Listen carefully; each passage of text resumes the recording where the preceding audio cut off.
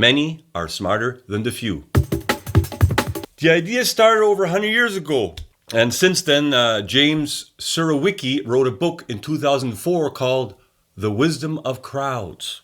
In it, he demonstrates how large groups have made superior decisions in all areas from pop culture, quantity estimation, general world knowledge, and science.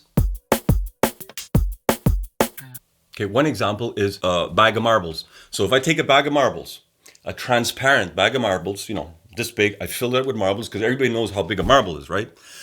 So you fill up this bag of marbles, and then I show it to someone and I say, guess how many marbles are in this bag?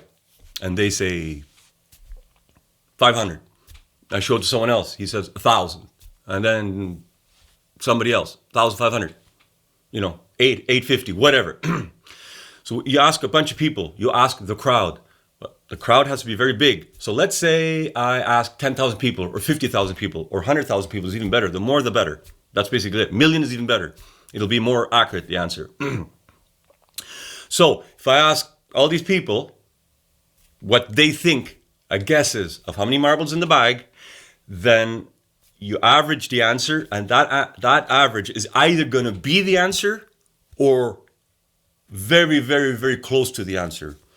It outperforms the experts like by 90%, just believe it or not. And this is science. So, look it up yourself. Another example is on Who Wants to Be a Millionaire. Okay, Who Wants to Be a Millionaire? In case I don't watch it, but I know. I know of it. So they have these contestants, right? And they ask, it's about making. If you get the answer right, you win money. So they ask you a question. How high is Mount Everest? Is it 7,000 feet, 10,000, whatever? Okay, and you get multiple choice for answers. So on Who Wants to Be a Millionaire, the experts of the questions, let's say they're talking about cars, the experts in cars. Let's say talk about mountains and stuff, the experts in mountains. Let's say talk about science, experts in science, okay? Just to be clear. So the experts did okay. They were right 65% of the time. Pretty good. But they paled in comparison to the audience, because the audience also gets to choose. If you average the choice of the audience, they're right 90% of the time. Holy guacamole! They were right more often than experts. Just remember that.